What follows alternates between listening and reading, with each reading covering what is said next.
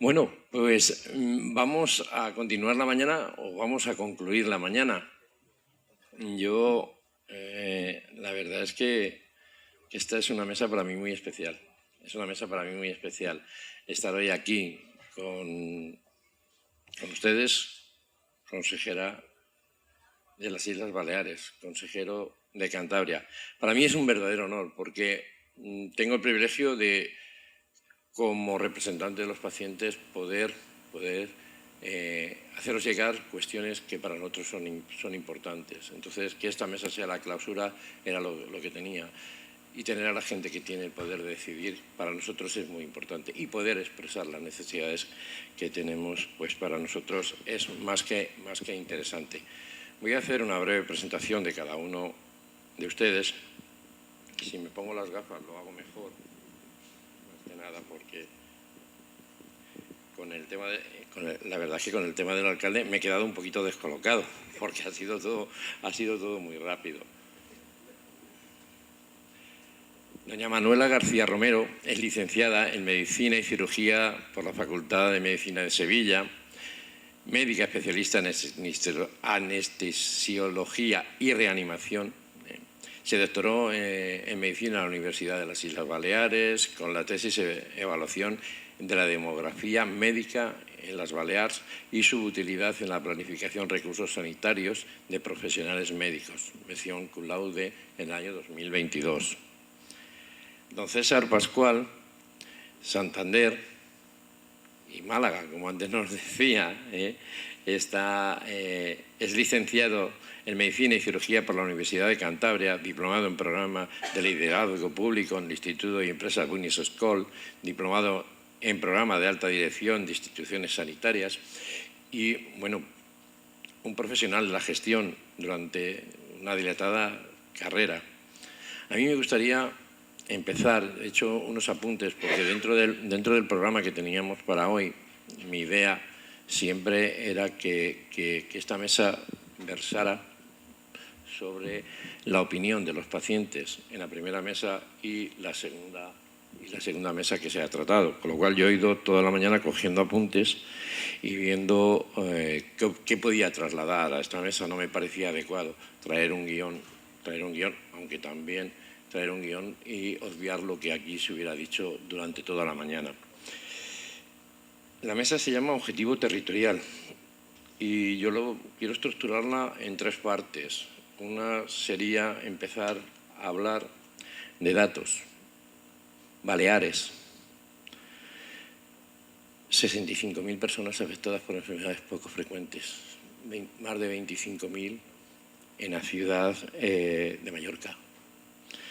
Cantabria, más de 25.000 personas afectadas de enfermedades poco frecuentes. Yo creo que son unos datos, la verdad es que bastante demoledores.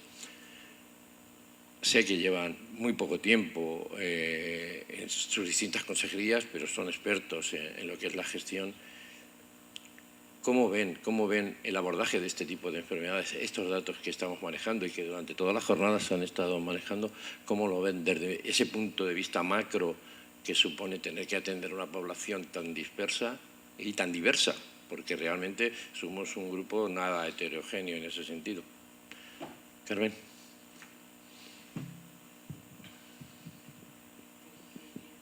Está subido. Bueno, en primer lugar, muchísimas gracias por la invitación, Jesús, y también muchísimas gracias a Miguel Ángel, que coincidimos en Baleares y fue la persona que me invitó directamente. Claro, no pude decir que no, porque al fin y al cabo has dicho que yo hice medicina en Sevilla y la mayor parte de mi vida he estado viviendo en Sevilla hasta el año 97, que me fui de manera continua a Baleares, que casi puede coincidir con la persona que no le he visto la cara que ha hablado, ¿no?, de esta proporción. A mí me llama la atención, o me ha llamado la atención, quiero dejar una cosa inicialmente clara. Yo tengo un perfil quizás más técnico inicialmente que de gestión, que en esta área. Entonces, como perfil técnico, me llama mucho la atención que las cifras que dice son datos epidemiológicos. Me llama la atención que el registro del Ministerio de Salud solo registra 24 enfermedades poco frecuentes. Claro, y de esas 24 enfermedades poco frecuentes, lo que realmente tenemos diagnosticado incluido y visualizado en la Comunidad Balear son unas 1.100 en el periodo del 2010 al 2020. Esa es la primera cosa o el primer elemento que choca. Luego, el código genético y el código postal, tengo que decir que la Comunidad Balear tiene unas características muy propias, que son, en primer lugar, es un archipiélago, con lo cual hay doble y triple insularidad en el caso de Formentera. La equidad y la accesibilidad a los diferentes elementos y a las diferentes pruebas y a los diferentes tratamientos, en muchas ocasiones hay que trabajarlos muy bien porque es un factor que sí se pone en riesgo en la Comunidad Balear. De hecho, hasta hace, con lo primero que nos hemos encontrado, que oncólogos, por ejemplo, en el hospital de Cambises no había, y ha sido una de las primeras medidas que hemos tenido que hacer. De una plantilla de 5 había 1. Por lo tanto, la equidad en zonas de difícil cobertura hay que buscarla en esta línea. Y dichos estos dos elementos que me parecían importantes, si quieres luego hablamos, pero yo lo que sí creo que se ha potenciado mucho durante los últimos años en la Comunidad Balear ha sido, por un lado, la capacidad diagnóstica y de investigación, por otro lado, la capacidad asistencial. Creo que elementos como la humanización, no solo la humanización, sino que hay programas que acompañan al niño desde que se le diagnostica la enfermedad durante todo el proceso y formado por equipos multidisciplinares, interdisciplinares, que controlan la parte educativa, la parte social y la parte sanitaria, ¿no? Entonces, creo que son los aspectos positivos. Y luego, como línea estratégica, creo que hay que incidir muchísimo más en los datos, en la recolección de datos, en los registros y en otra de las medidas estratégicas que supongo que trataremos luego. Sí, buenos días. Mis primeras palabras también tienen que ser, Jesús, de agradecimiento por la invitación, porque es una satisfacción estar en un foro como este, que aunque sea reducido, tiene una parte muy importante, que es la parte izquierda, donde están las personas que realmente son las que tienen el interés y despiertan el interés de la celebración de esta jornada. Yo básicamente he venido a escuchar, más que a decir un discurso. Cantabria es una región pequeñita, es una región envejecida, es una región que tiene que recurrir a recursos externos a la comunidad porque no tenemos un número suficiente de pacientes para mantener una oferta asistencial amplia, y eso pues, nos determina una serie de características. También es verdad que tenemos algunas unidades muy especiales que lo que hacen es captar pacientes de otras comunidades autónomas. Pero tú hablabas antes de la experiencia en gestión, y yo lo primero que me he dado cuenta al llegar al cargo es que yo no estoy aquí para hacer gestión, yo estoy aquí para hacer política. Y a veces me tengo que desenganchar del chip gestor y de decirle al gerente del servicio cántabro, al gerente del hospital lo que tiene que hacer, porque me viene a la cabeza, y yo tengo que pensar que yo estoy para hacer estrategia, para hacer objetivo territorial, para desarrollar políticas sanitarias, porque la política al final no es más que un conjunto de estrategias que se repiten continuamente. Eso hace una política, ¿no? Y qué es lo que tenemos que hacer. Y en Cantabria, pues desgraciadamente se ha hecho muy poca política. Por ejemplo, el plan de salud caducó en 2019 y era un plan que ya en 2012 contemplaba las enfermedades raras. Era el único plan de salud de España que las contemplaba, y contemplaba la creación de una serie de recursos que no se llegaron a hacer. Nosotros en Cantabria, antes de que me lo digas, tenemos el cribado de cartera básica. Ese es uno de los puntos que tenemos. Cuando hemos dicho y hemos tomado la decisión, decimos, bueno, vamos a poner el cribado de 21 patologías. Problema, nuestro laboratorio de referencia no las hace. Y tenemos que buscar un laboratorio de referencia nuevo que las haga, donde cambiar las muestras, porque las dificultades del equilibrio y la equidad territorial son las que te enfrentas el día a día. Dices, muy bien, la decisión de ampliar a 21 está muy bien tomada. Primera. Dices, no puedo porque mi laboratorio de referencia no las hace. Y eso desarticula, porque los laboratorios de referencia están articulados en torno a un equilibrio territorial de todo el país.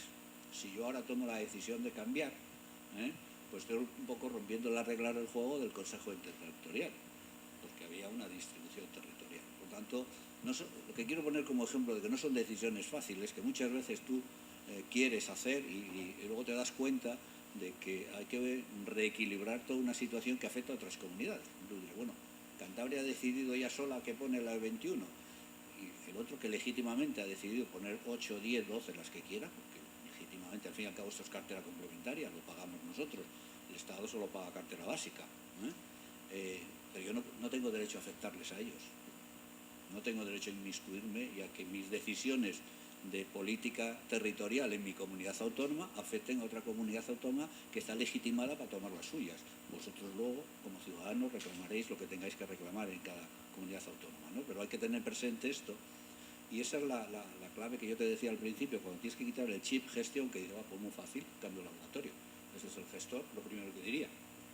Pero luego viene la vertebración del Estado de las autonomías y vienen las dificultades que tenemos, porque si se han tomado acuerdos a nivel de interterritorial, de Consejo Interterritorial de Salud, no puede cada comunidad autónoma luego ir por libre, porque eso sí que rompe la equidad. Sí, sabes que era un bloque, el bloque final, el tema del cribado era algo que era un bloque completo. Y de hecho lo tenía muy bien preparado en ese sentido y voy a seguir porque quiero explicarlo, porque precisamente he preparado el bloque del cribado justamente como políticos, porque como gestores tengo que decirles que bueno, pues lo que hay que hacer es sacar un buen planteamiento y en vez de hacerlo en el País Vasco nos tenemos que arrimar a Galicia, que es una de las soluciones. Pero realmente creo que hay que conocer lo que es el cribado y lo que realmente trae. Entonces vamos a seguir, porque a mí me interesan mucho las dos comunidades y lo que es el tema asistencial, porque son dos comunidades, pero dos comunidades que aunque son pequeñas, tenéis recursos. Estamos hablando de hospitales como Son Espace o Valdecilla, no son cualquier cosa, Estamos hablando de que, por ejemplo, en Baleares pues se está tratando de una manera muy vertebrada pues, síndromes como la enfermedad de Andrade, que además aquí en Andalucía se conoce como la enfermedad de Valverde del Camino, que hay una dualidad entre ambos sitios y que son núcleos que además también tenemos que tener muy en cuenta y que además la ausencia de otros consejeros también nos limita a dos zonas donde tal vez la endogamia, que es uno de los problemas que tienen estas enfermedades, y no estamos hablando de endogamia en primer, sino en quinta, sexta generación, donde se encuentran, y eso nos pasa, y sobre todo en Castilla también nos pasa, pues hay poca variabilidad genética. Yo tengo una hija y resulta que mi cuñada tiene un hijo con lo mismo y mi cuñada era prima mía hace 4 generaciones y coinciden esos genes y la hemos fastidiado. Eso yo quería que nos hablarais de esos buques insignias que tenéis, porque Valdecilla es un buque insignia y Son Espace es un buque insignia. Y ahora esa Cristina Granados, que de alguna manera pues ya lideró un proyecto de enfermedades raras en Salamanca, viene con una gran experiencia. Bueno, ¿qué tenéis pensado hacer con estos hospitales de cara a los pacientes con enfermedades poco frecuentes? Bueno, dos temas. Luego hablaré de la enfermedad de Andrade, porque creo que sí que tenemos bastante desarrollado todo lo que es la enfermedad de Andrade y se da un tratamiento integral, a pesar de que no sea una enfermedad reconocida por el Ministerio o de las que registra el Ministerio. Pero en sentido en Baleares, fundamentalmente la parte diagnóstica con la unidad de genética genómica de las Illes Balears, que está dentro del Hospital de Son Espace, dentro del hospital de referencia, ha dado un vuelco importante, sobre todo porque hace que para cualquier persona, para cualquier ciudadano de la Comunidad Balear, sea fácil llegar a un diagnóstico genético. Entonces, las cifras que estamos manejando son de 3 meses para las situaciones urgentes y menos de 1 año para un diagnóstico que sea genético conforme, pero aparte de eso hay una ampliación muy importante con 2 proyectos de la creación de una plataforma genómica que va íntimamente ligado a la inteligencia artificial y a la toma de decisiones, con lo cual yo creo que en Baleares sí que se apunta a la medicina personalizada de las 6 Ps a nivel de investigación y se está trabajando muy bien en esa línea. Hay una base de 5.000 genomas diferentes con lo cual se hace inteligencia artificial y se le da a la persona que está llevando ese proceso, o ese médico que está llevando el diagnóstico, se le da una indicación de por dónde puede ir tanto el diagnóstico como el tratamiento, como el propio pronóstico, ¿no? Y luego la otra ampliación que se ha hecho es la extensión a la mayor parte de los familiares del árbol genealógico, lo cual permite con bastante visualización la prevención de estas patologías a la hora de hacer un cribado genético, ¿no? Esto que ha facilitado, por un lado se trabaja bien porque se ha pasado de la zona de trabajar por comités a trabajar por áreas de competencia, y se ha creado todo un conjunto en el área de investigación del IDISBA, del Instituto de Investigación de las Illes Baleares, dentro de Sonespases y dependiendo de Sonespases, con lo cual a nivel diagnóstico yo creo que podríamos estar en una muy buena situación, ¿no? Y a nivel asistencial nosotros sí que tenemos una unidad multidisciplinar autonómica que también está en el Hospital de Sonespases, pero fundamentalmente nuestra patología más prevalente es la ELA, y tenemos 2 unidades interdisciplinares de ELA, una que está en el Hospital de Sonespases y otra en el Hospital de Son Llàcer, y tenemos 2 unidades de enfermedad de de la amiloidosis, se me ha ido el nombre ahora mismo. De Andrade, se me ha ido el nombre de la enfermedad de Andrade. Tenemos 2 unidades multidisciplinares también de enfermedad de Andrade, tanto en el Hospital de Son Llàcer como en el Hospital de Sonespases. Tenemos además un área de investigación directamente sobre miocardiopatía genética, sobre muerte súbita y enfermedad de Andrade. Y en líneas generales hay planes asistenciales que están muy bien definidos, pero sobre todo también hay planes que permiten que cuando se diagnostica de una manera a los niños en la edad pediátrica, que cada vez además se está ocurriendo que hay un aumento de las posibilidades diagnósticas, con lo cual hay un aumento de la supervivencia, pero a la misma vez hay un aumento en muchas ocasiones de la discapacidad, pues se ha hecho un plan de tal manera que el seguimiento integral, como había dicho, educativo, social y sanitario, se lleva a cabo por equipos que están ya estructurados y que van a la casa, los conocen, los llevan. Y por otro lado tienen una afectación incluso desde el punto de vista psicosocial, ¿no?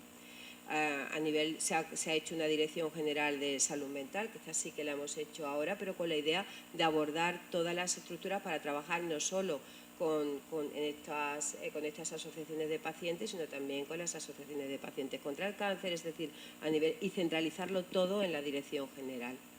Qué importante la salud mental.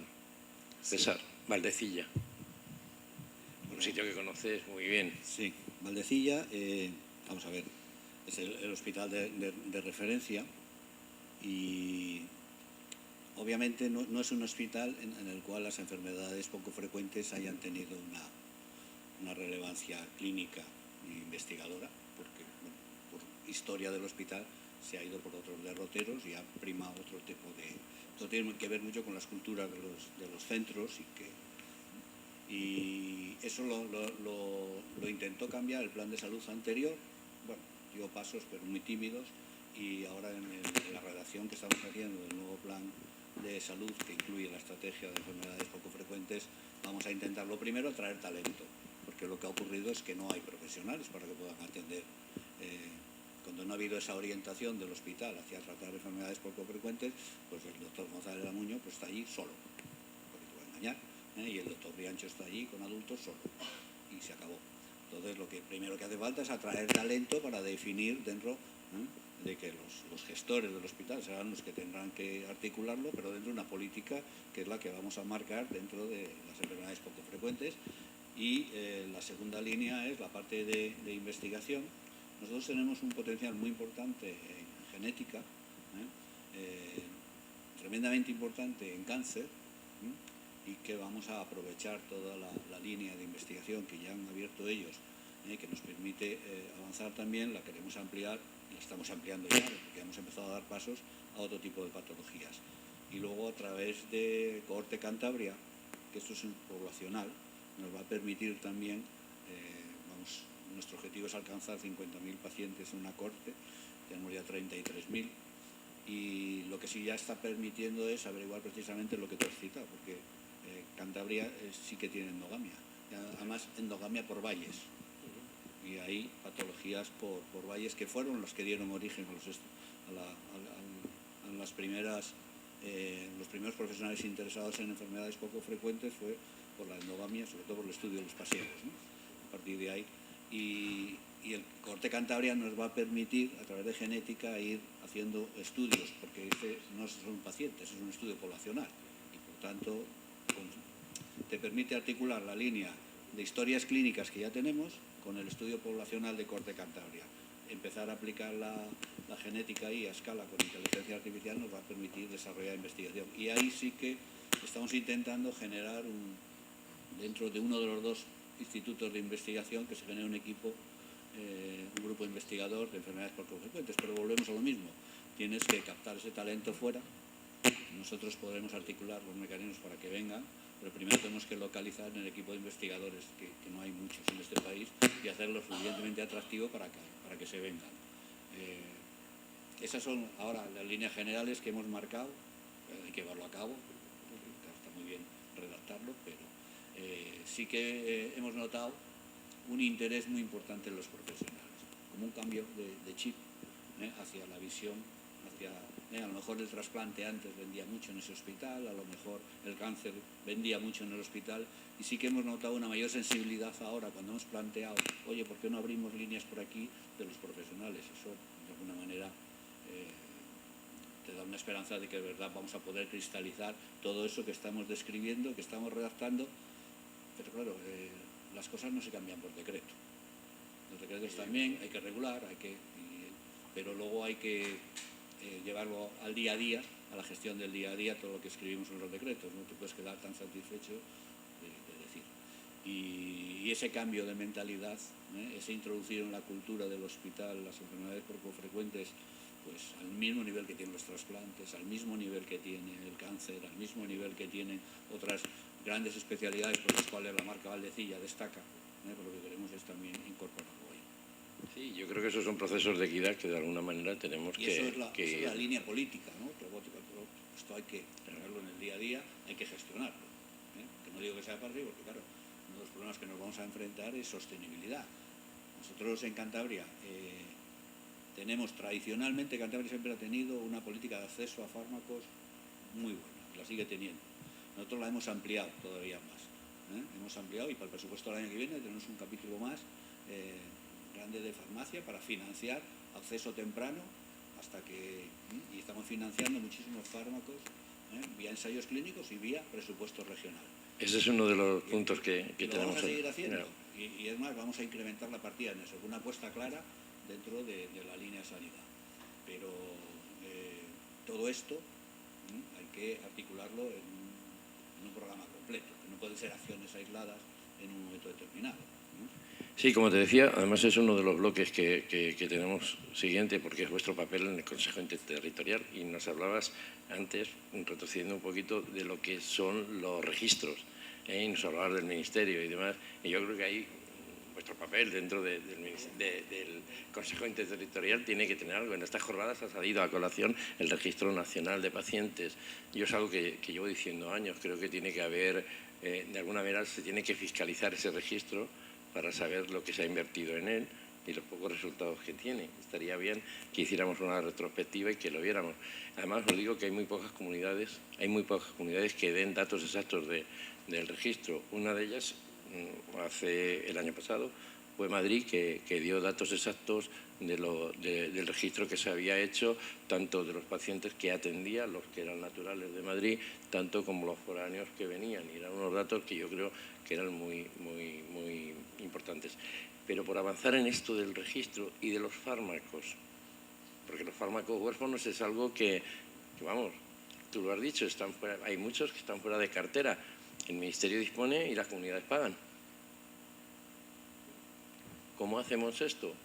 Porque España estamos a la cola en cuanto a la introducción de medicamentos huérfanos. ¿Qué se dice en un Consejo Interterritorial cuando somos el último país, de los últimos países de Europa en acceso a terapias huérfanas para los pacientes, para los ciudadanos? ¿Cómo se vive? Decirnos cómo se vive dentro de ese Consejo Interterritorial o cómo se puede vivir. A ver, yo no te puedo decir cómo se vive en el Consejo Interterritorial porque no he ido nunca. Todavía no habéis tenido ninguno. O sea, ¿para qué te lo voy a decir? El ministro está en funciones y estuve con él justo hace 4 días en Baleares en el cierre de unas jornadas y me dijo es que no puedo hacer ninguno porque estoy todavía en funciones y no puede haber Consejo Interterritorial. Con lo cual yo te puedo decir la visión que tenemos desde allí. En primer lugar, sí que quería decir que, igual que ha comentado César, que en Cantabria que brilla y el Valdecilla brilla por ser un hospital, por muchas otras cosas, en Baleares siempre ha habido una especial sensibilidad con el tema de las enfermedades poco frecuentes o minoritarias y complejas, ¿no? También que le han cambiado el nombre. ¿Por qué? Pues porque hay una que es endémica, que es la enfermedad de Andrade. Entonces yo creo que toda la sensibilidad que eso aporta hace que sí que haya habido personas muy interesadas, tanto por un ámbito como por otro, y han sido pues motivos de estudios cardiológicos, de tesis doctorales, es decir, es algo que sí que pesa mucho en el Hospital de Son Espaces. Dicho esto, el tema de los medicamentos huérfanos, nosotros creo que estamos utilizando ahora mismo unos 55 aprobados y, por ejemplo, no suele haber, hay un sistema por el que aprobamos de manera individualizada y de manera nosotros no pasando los filtros habituales, aprobamos la utilización individual de determinados fármacos con compra directa a algunos pacientes. Yo creo que en ese sentido lo viviríamos mal cuando estemos allí, pero te puedo decir que, claro, el presupuesto del año 2022 para fármacos huérfanos ha sido de 25 millones. En Baleares y que son unos 550 millones de euros lo que anualmente es el presupuesto de farmacia en la Comunidad Balear, con lo cual Un 2,5%. es el 25% del presupuesto total del IBE Salud, el 25% del presupuesto total. En fármacos globales. Sí. En fármacos globales, en huérfanos hablaremos. No, en huérfanos no, en huérfanos será un 2%, claro. Sí. Bueno, yo tampoco, ni territorial, ni le hay ni se le espera. Yo discrepo del ministro. El ministro tiene la obligación de convocar un interterritorial para la gestión ordinaria. Cuando uno está en funciones, la gestión ordinaria se puede hacer. Y hay muchos temas pendientes que son de gestión ordinaria que tienen que pasar los consejos de territorial. Y lo estamos reclamando. Estamos diciendo, oiga, no se escuden que están en funciones porque hay cosas que no vamos a aprobar nada extraordinario.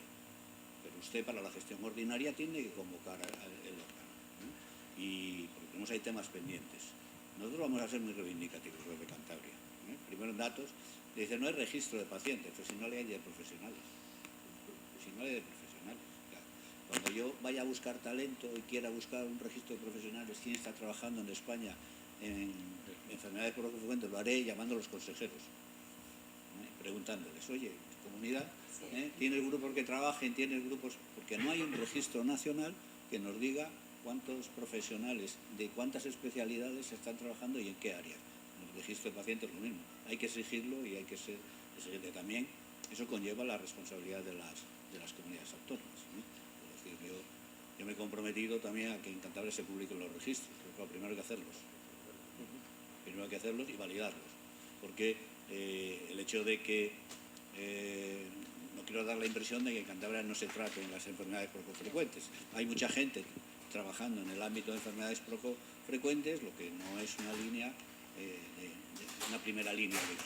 Nosotros queremos que se ponga al mismo nivel que los demás y lo vamos a conseguir. Pero el Consejo Territorial sí que se tiene que comprometer a determinadas cosas que todos sabemos. La estrategia nacional ya no vale.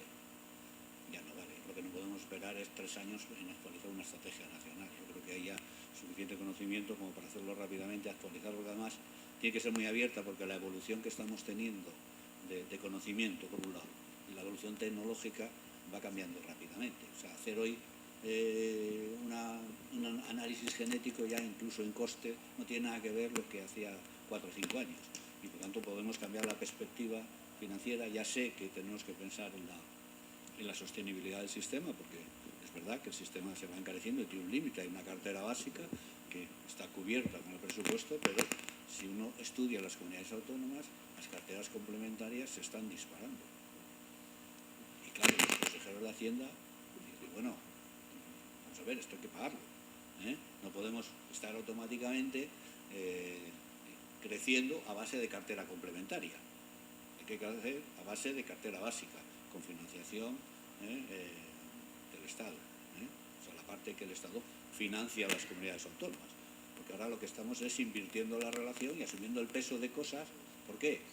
Bueno, pues porque por cercanía, tú tratas de aportar, y cuando no te viene la financiación de la comunidad autónoma, pues pones recursos propios. Pero hay que entender también que esto tiene un límite y que el sistema, si la perspectiva internacional, con la guerra de Israel, estoy muy preocupado porque si vuelve a subir la inflación, ahora que parecía que estábamos controlándolo y que habíamos iniciado un retorno a una cierta estabilidad económica y tal, y nos permitiría en este país mantener esto, si esto no se da, en cuanto a la Unión Europea terminan fondos europeos y empieza a establecer mecanismos de control, vamos a una situación tremendamente complicada a los sistemas de salud. Porque estos últimos años se ha vivido muy bien con fondos europeos y se ha ido sobrellevando bastante bien la situación económica de los servicios de salud. Pero los fondos europeos van a ir desapareciendo paulatinamente y van a empezar las medidas de control. Y a mí me preocupa mucho porque yo tuve que vivir la crisis anterior en primera persona y sé lo que hubo que hacer de ajustes por la posición que nos colocó la Unión Europea. Si volvemos a un escenario parecido, yo creo que es motivo de preocupación. Por tanto, necesitamos asegurar, sobre todo el año que viene, en 2024, la sostenibilidad, porque de venir algo viene en el 2025. El 2024 ha sido un año que económicamente todavía vamos bien. Y claro, los nuevos fármacos, las nuevas tecnologías, todo esto encarece. Este es un dilema moral y ético que la sociedad también tiene que plantearse, pues, hasta dónde estamos dispuestos a pagar impuestos, porque esto va a suponer un incremento de las necesidades de financiación del sistema. No podemos ir toda deuda. Pues entonces podemos empezar a hablar de abaratar costes. Podemos hablar de concienciar y también ver cómo podemos hacer que se abaraten costes. Y vamos a la parte del diagnóstico, que yo creo que es algo que todos estaremos de acuerdo, que si se aborda de una manera coherente es beneficioso no solamente para la salud de los ciudadanos, sino que también abarata costes. Y hablamos concretamente, y yo creo que es algo que tenemos que hacer y es algo que creo que mucha gente hoy está esperando, es que hablemos del cribado neonatal. Hablar de la prueba del talón, del cribado neonatal ampliado, porque creo que no tenemos justificaciones científicas ni técnicas para no tener un cribado ampliado en equidad en toda España.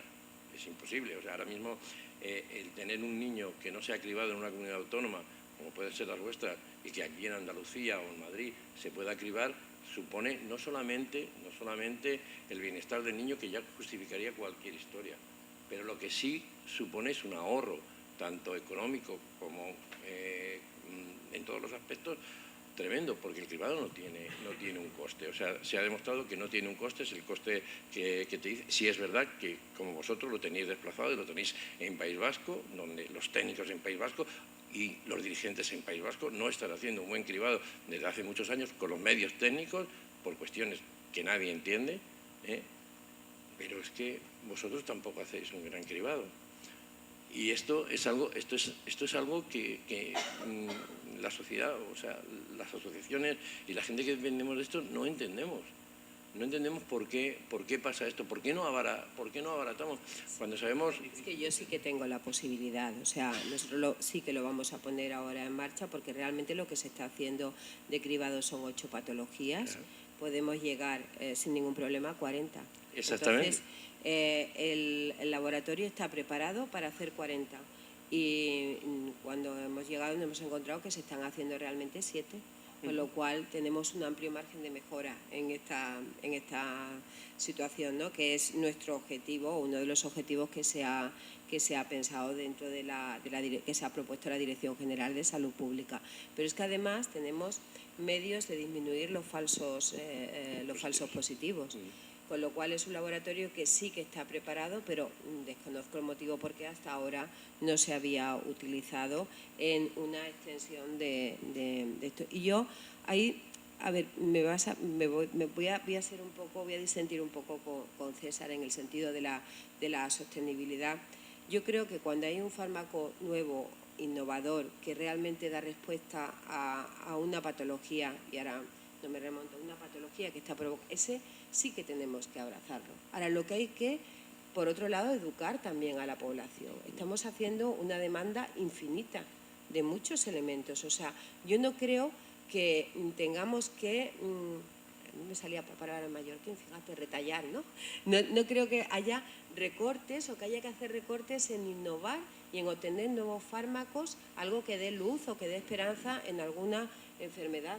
Pero lo que sí creo es que debemos de ser conscientes de que la medicina en general y los planes de salud debe de ir por otro lado, debe de ir en potenciar la salud, porque cada vez, como bien has dicho, vamos a ser más mayores, más crónicos, un número mayor de personas mayores de 80 años, con enfermedades o con comorbilidades muy importantes que la vamos a tener que estar atajando, con lo cual la educación en salud es importantísimo. Y si todos hacemos un uso racional de los medios que tenemos a nuestro alcance, yo creo que da muy bien para sostener el Sistema Nacional de Salud, para obtener todos los nuevos fármacos, toda la innovación que pueda venir, y creo que por ahí es por donde debe de ir el sistema. No creo que tenga que ser la situación de ir eliminando aquello que finalmente aporta una luz o aporta una esperanza. Y también las cosas hay que evaluarlas muy bien antes de venirlas, porque es muy fácil decir esto es fantástico, magnífico, sino que las pruebas científicas deben de estar bien basadas y bien estudiadas antes de introducir ninguna cosa, ningún medicamento. César, Baleares va a hacer 40 patologías. Esto es lo que nos ha dicho. Vamos a ver. Cantabria, ¿cómo lo hacemos? Cantabria va a hacer, ya te he dicho que hemos aprobado 21. 21. Vamos a ver cómo las hacemos. O sea, la noticia de esta mesa sería que Baleares va a hacer 40 y Cantabria 21. Pero ¿estáis preparados? Pero bueno, es voluntad. Pero voy a poner el pero. El pero es que cuando habláis de diferencia de código postal, lo que estamos haciendo con esto, con estas decisiones, es marcando diferencias de código postal. Y entonces no podemos dar un doble lenguaje de queremos equidad para todo el Estado, cuando el Comité de Expertos del Estado ha dicho que el cribado es de 7 y que Baleares vaya con 40 y Cantabria vaya con 21. Y luego hablemos de que no marquemos diferencias de código postal. Entonces, que mi Comité de Expertos decida y me proponga, vamos a 21, me parece muy bien, pero el problema que tenemos es que el Comité de Expertos que asesora al Consejo Interterritorial y al Ministerio define 7. Despídelo. Que lo despidan. No. A ver, yo no soy quien para opinar sobre los expertos. Yo sí. En ese sentido. Yo no soy experto y por tanto... Porque todas las comunidades autónomas, estáis solamente hay 3 comunidades autónomas que están en 7, no tiene cabida eso. Vamos a ver, que no tiene cabida, que el que está en 7 es el ministerio, claro. No, yo he dicho que despidan al ministerio, a los técnicos del ministerio, no de la comunidad autónoma. Yo no soy para cuestionar un técnico, no estoy cualificado para cuestionar a ningún experto. Lo que estoy diciendo es que cuando queremos cohesión y equidad territorial, donde se tiene que dirimir es en el Consejo Interterritorial para que no haya ningún español distinto. Si hay que poner 40, que lo decida el Consejo Interterritorial y los expertos. Pero si empezamos a crear distintos niveles de expertos que entre ellos no se ponen de acuerdo, no podemos pedir que luego los políticos nos pongamos de acuerdo cuando los expertos en un sitio dicen que 7 y en otro sitio dicen que 21. Porque yo no soy experto en esto, entonces... Creo que me habéis entendido mal. Yo he dicho que se están haciendo 7. La realidad es que vamos a 21 en este año y que tenemos posibilidad de llegar hasta 40 sin ningún tipo de problema por el laboratorio que tenemos y por los fármacos que tenemos. Es decir, podemos llegar, técnicamente estamos preparados para hacer 40. Ahora, el protocolo inicial es 21 y si lo he dicho de la otra manera, lo he dicho mal, ¿eh? No. O sea, que no, porque te estoy diciendo que hacer 40, bueno, si hubiese tomado la decisión lo hubiese dicho, pero el comité técnico lo que dice ahora mismo en Baleares es que hay que pasar de 7 que tenemos a 21. Eso es lo que dice. Y es lo que vamos a hacer todos. Pero lo que hace falta es que lo haga el Consejo Territorial. O sea, por eso cuando te he dicho que yo voy a ser muy beligerante en el Consejo Territorial, es porque quiero que el Consejo Territorial defienda esa equidad territorial para todo el país. Y no que tengamos que tomar la decisión las comunidades autónomas. Es que eso es lo que no es de recibo, desde mi punto de vista, porque lo que tenemos que hacer es una política sanitaria nacional. Luego, la gestión es la que tenemos transferida, porque nosotros tenemos transferida la asistencia sanitaria. No tenemos transferido todo, ¿vale? Y el Ministerio es el que es el garante de la equidad a nivel y de la cohesión a nivel de todo el territorio. Entonces hay que lograr que el Consejo Interterritorial avance en eso cuando hay expertos en muchos sitios que están diciendo no. Estamos en condiciones todos de poner 21, los laboratorios de referencia se tendrán que modificar y si no, busque usted otro laboratorio de referencia, porque claro, yo diré, yo quiero hacer 21, si mi laboratorio de referencia no me las da, me buscaré otro, pero quiero plantearlo en el seno del Consejo Territorial y que todas las comunidades lo sepan, que yo no puedo seguir manteniendo ese esquema de laboratorio de referencia porque no me da el servicio que yo quiero. Pero creo que este debate es un debate importante porque nos estamos jugando la equidad a nivel territorial y entonces hay que acabar con el discurso de... luego la gestión que tú has dicho, abaratemos costes, eso ya son temas de gestión. Hay mucha política del no hacer, mucha prueba innecesaria, pues bueno, eso hay que gestionarlo. Pero cuando yo me refiero al riesgo en la sostenibilidad, es porque la carrera de costes sigue incrementándose. Y sigue incrementándose año y de forma exponencial. O sea, los presupuestos. A mí el presupuesto del año que viene soy la consejería que más crece. En el anteproyecto de presupuestos casi un 7%. Pero yo estoy viendo el gasto consolidado ha crecido el 11%. Y por mucho que le digo al consejero de Hacienda, me dice, ¿y de dónde lo saco? Porque yo la financiación es la que tengo. Entonces, el problema es que estamos en una carrera ascendente y exponencial de costes que afecta a todo el sistema, porque hay enfermos con enfermedades frecuentes, pero hay un envejecimiento muy importante, las patologías crónicas son muy importantes, tenemos conforme somos población más envejecida, tenemos muchísimo más cáncer, el cáncer que ya no es mortal se transforma en una enfermedad crónica pero de alto coste, etcétera, etcétera, etcétera. Entonces, nuestro sistema sanitario va asumiendo cada vez una serie de incorporaciones terapéuticas que mejoran el estado de salud de los ciudadanos y por eso lo hacemos.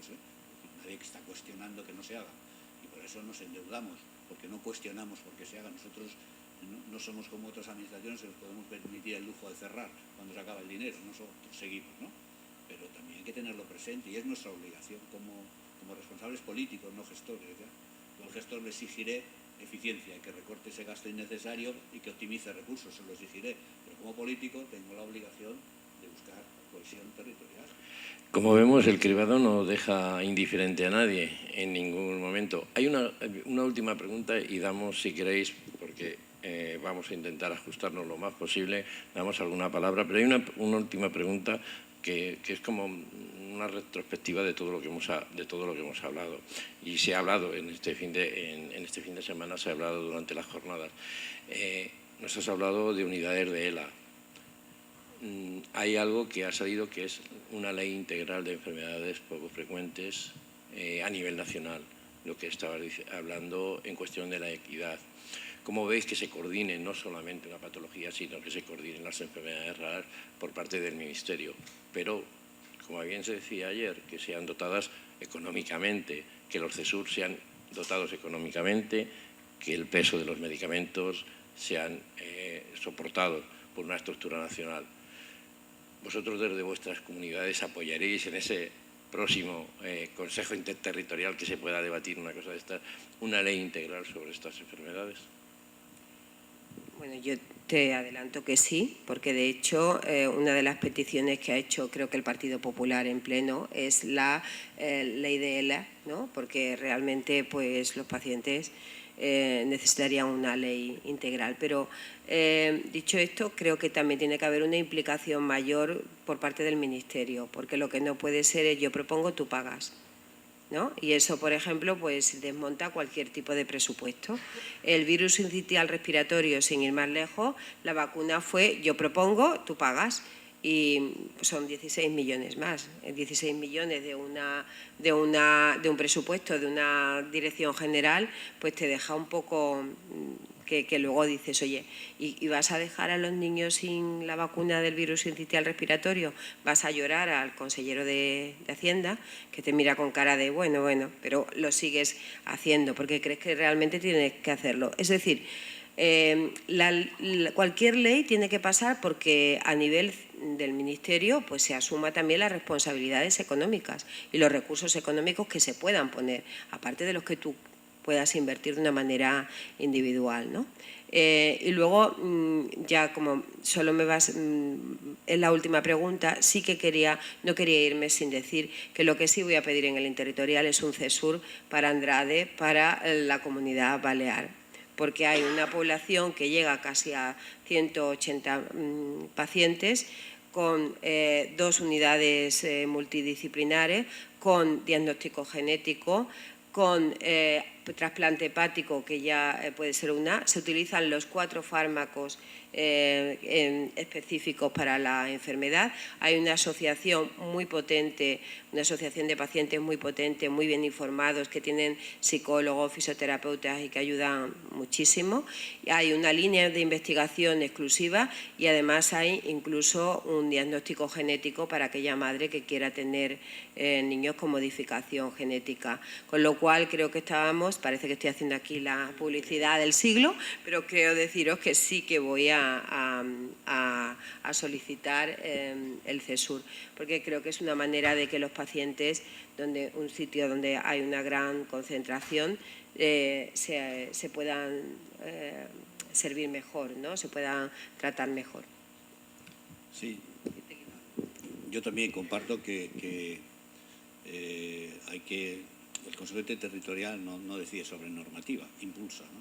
Manifiesta la opinión de las comunidades autónomas. El que tiene que elaborar la normativa y comprometerse es el Ministerio, ¿no? Sí que puede presionar y obviamente lo vamos a hacer, porque además, ¿por qué nosotros estamos muy interesados en una ley integral que lo aborde todo? Porque lo he dicho al principio, al ser una comunidad pequeña, muchísimos de nuestros pacientes tienen que ir a CESURes y queremos que sea una ley integral que contemple eso también, porque encima de que pues tienes que organizar, les castigamos con viajes, con traslados, con hoteles, con una financiación, una sobrecarga. Esos padres tienen que coger la baja en el trabajo, tienen que pedir permiso, tienen que irse muchas veces las visitas a los CESURes no es de un día, son de varios días, y eso añade una complejidad social que queremos que la ley lo contemple también. Ya sé que es una ley sanitaria, pero cuando uno reglamenta tiene que contemplar las derivadas que van asociadas a la enfermedad.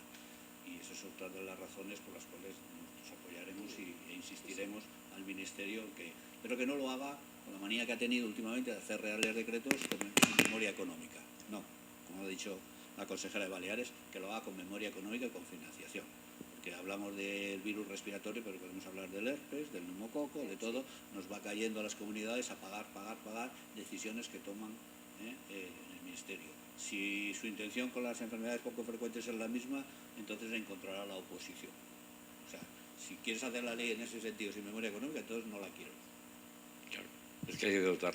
Hay que dotar. Antes, en las mesas anteriores, nos han dejado algunas preguntas para vosotros, y aquí voy a juntar dos porque creo que son muy pertinentes, y una es qué podemos hacer cómo mejorar la coordinación entre sanidad y servicios sociales. ¿Qué se puede hacer? ¿Qué podéis hacer desde vuestras comunidades para mejorar esa coordinación, los cuales los pacientes antes de alguna manera se han quejado?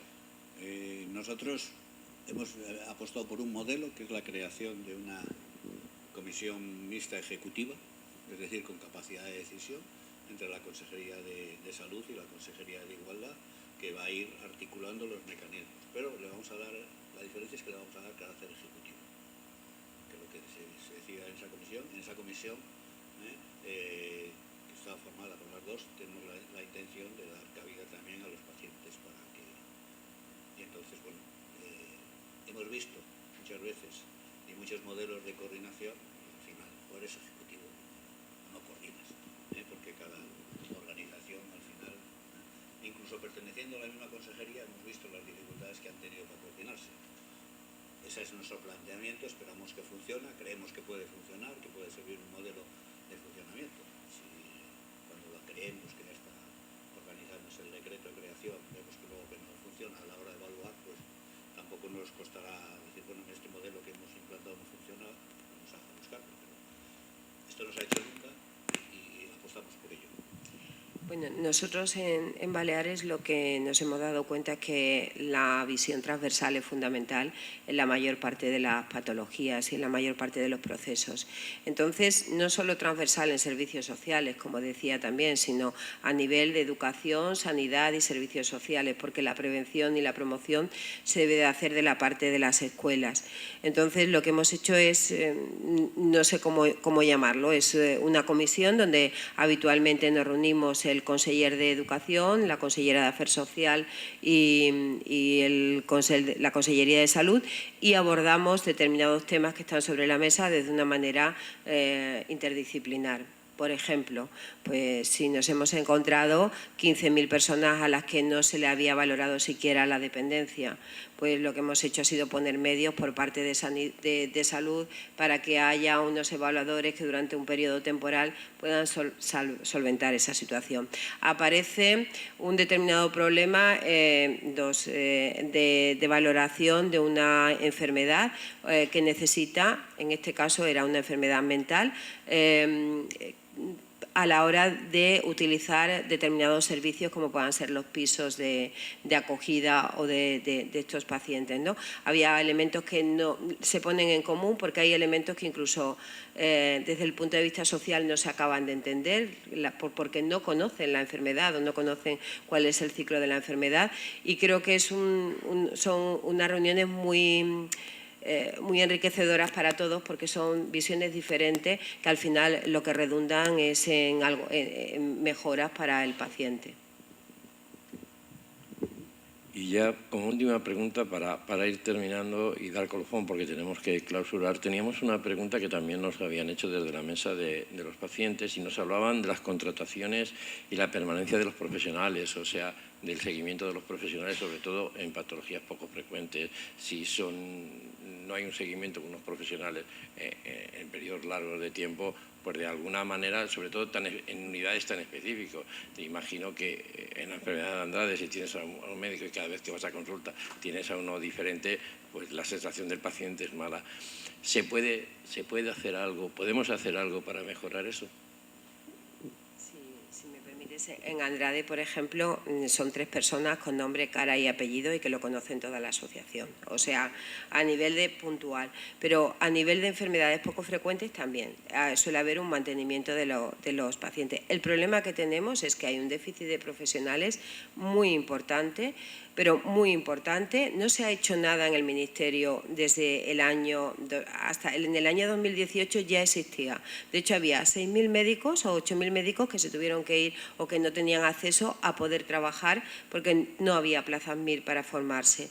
Y ahora pues nos encontramos pagando una situación donde hay un déficit de profesionales clarísimo por muchos lugares, pero sobre todo la equidad que decían del código genético viene también porque hay zonas donde se llaman desiertos médicos o de difícil cobertura, que te encuentras que es que no hay manera de encontrar profesionales para determinados puntos. Si además eso le añades en la Comunidad Balear, que tenía un requisito lingüístico a la hora de contratar a los médicos y de formar parte de la bolsa única, si además el ritmo de la vida, el nivel de vida es muy elevado y la vivienda también es muy elevada, pues tenía la tormenta perfecta.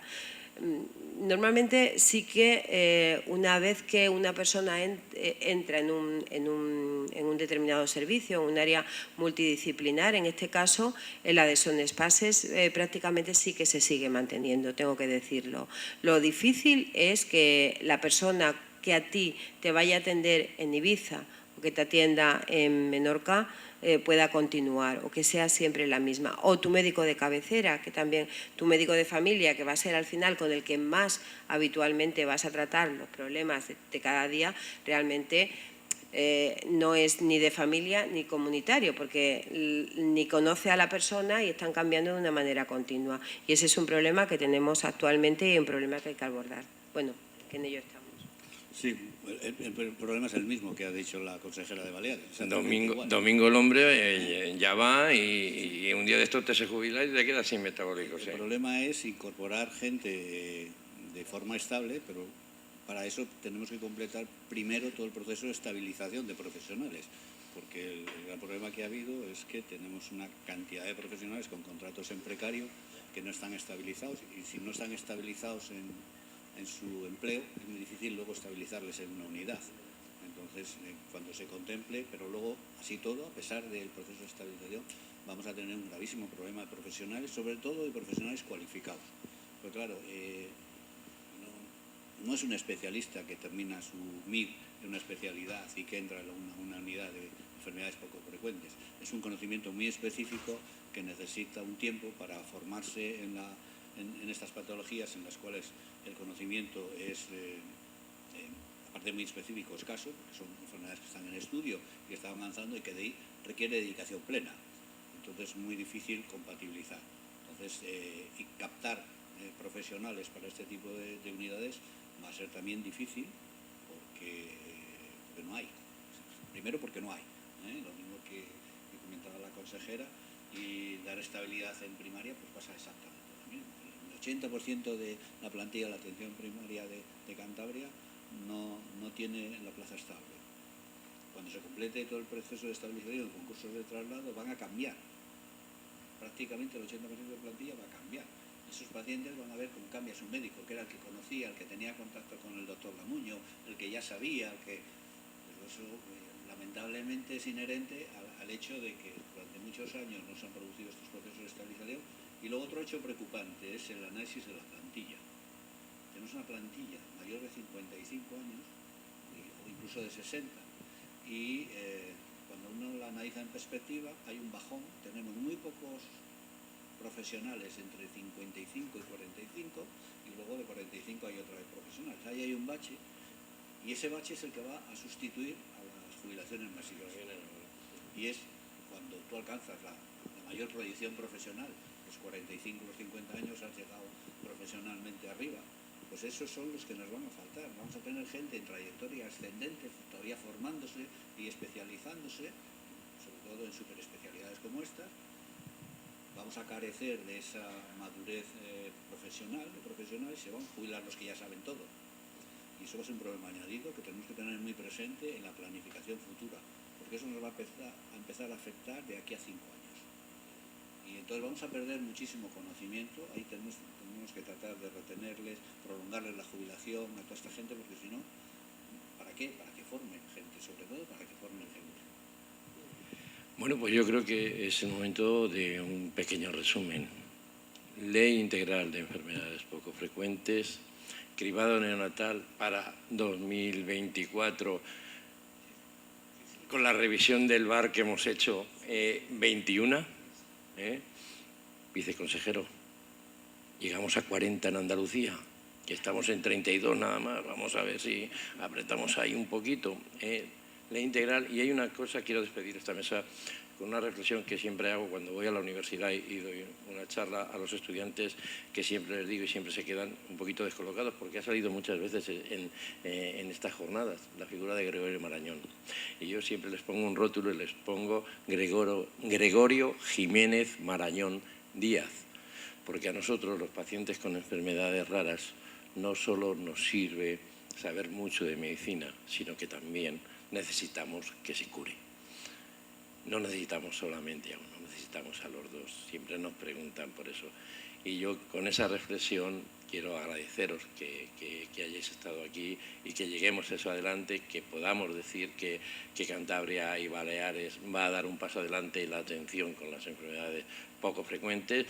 Cojo las reflexiones de la mesa anterior, me vais a perdonar, ese cambio es necesario de terminología.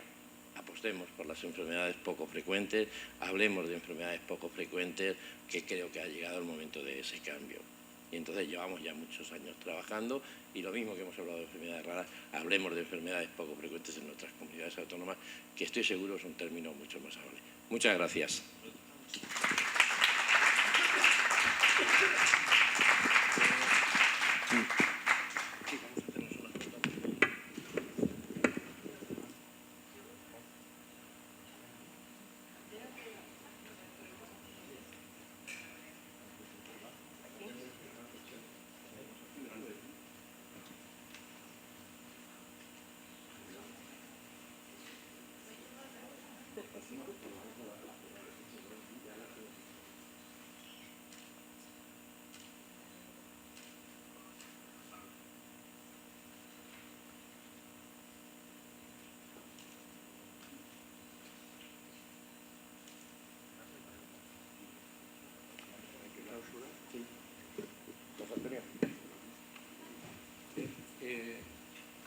César.